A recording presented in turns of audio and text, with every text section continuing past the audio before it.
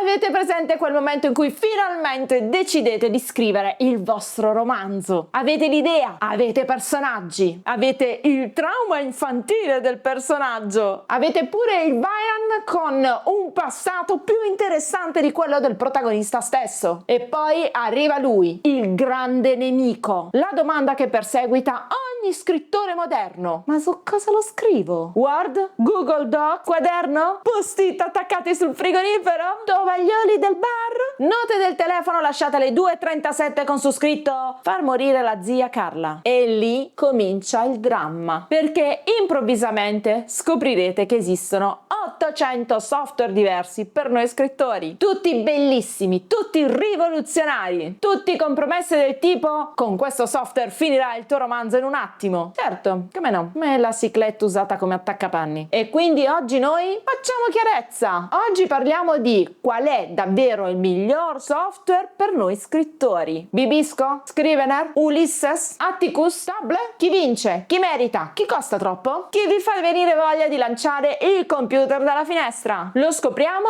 oggi. E vi prometto una cosa: alla fine del video saprete esattamente che cosa scegliere per voi, non per il vostro vicino, non per Stephen King, non per quella su Reddit che scrive fantasy da 47 pub, per voi. E non dirò semplicemente dipende, perché questa frase ormai merita il carcere. Ma prima, piccolo momento pubblicità intelligente, perché sì, i software sono bellissimi, ma noi sappiamo la verità. Quando arriva l'ispirazione, quella vera, puntualmente non siamo davanti al PC, siamo in macchina, sotto la doccia, al supermercato, davanti al banco dei surgelati. Ed è lì che serve lui, il fedele taccuino per gli scrittori. E infatti trovate il mio su Amazon, pensato proprio per idee, personaggi, scene improvvise, dialoghi rubati alla gente in metro, che noi ovviamente ascoltiamo solo per fini artistici e mai per gossip. Perché il software aiuta, ma la penna salverà il romanzo. E adesso torniamo a giudicare software di scrittura creativa come se fossimo a MasterChef.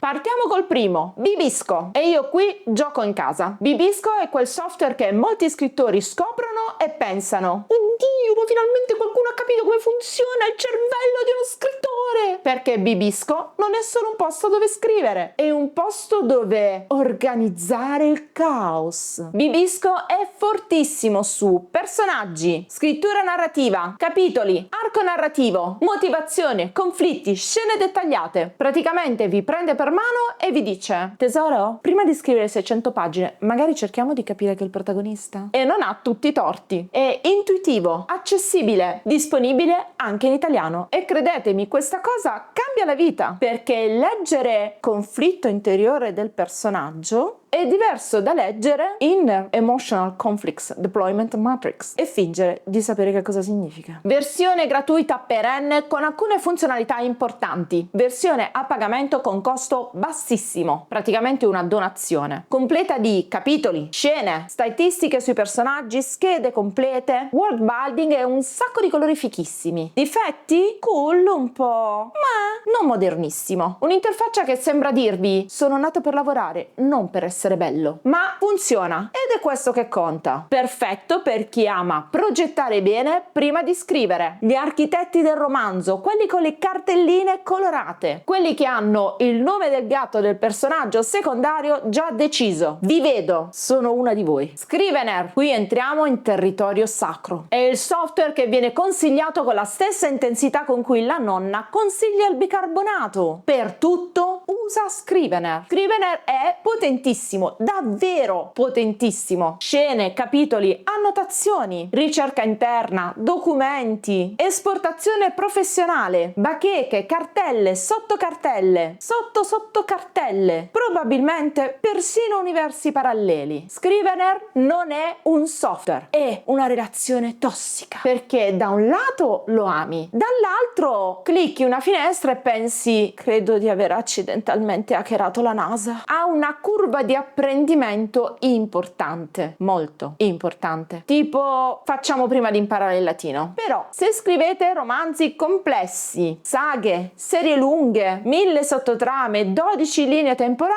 lui è il re indiscusso. Costa circa 60 euro una tantum, che non è poco, ma nemmeno una follia. Il vero problema è che lo compri e poi dici: adesso devo assolutamente scrivere un bestseller per giustificare la spesa e tutto quello che mi sono studiato per capirlo. Insomma, l'ansia è inclusa nel prezzo. Ulysses, adesso arriva lui, il bello, l'elegante, il software che sembra progettato da un designer che beve solo matcha. Minimal, pulito, silenzioso. Aprite il programma e improvvisamente vi sentite una persona organizzata. Anche se indossate i calzini spaiati, avete sulla scrivania un calendario del 2023. Ulysses è fantastico se siete nel mondo Apple. Mac, iPhone, iPad. Sincronizzazione perfetta. L'iCloud funziona così bene che quasi vi commuovete. E il software dice: non ti distrarre, scrivi. Ed è bellissimo, ma solo per Apple. E soprattutto è in abbonamento. E quando sentiamo la parola abbonamento, noi scrittori facciamo quel piccolo rumore interiore. Però è davvero ottimo. Perfetto per chi vuole scrivere senza rumore, senza caos. Senza Scrivener che vi apre 14 pannelli e vi giudica. Atticus, il nuovo arrivato, il super figo. Atticus è praticamente il cugino cool di Scrivener. Quello che quando arriva la cena di famiglia tutti pensano: ah, lui sì che sa le cose.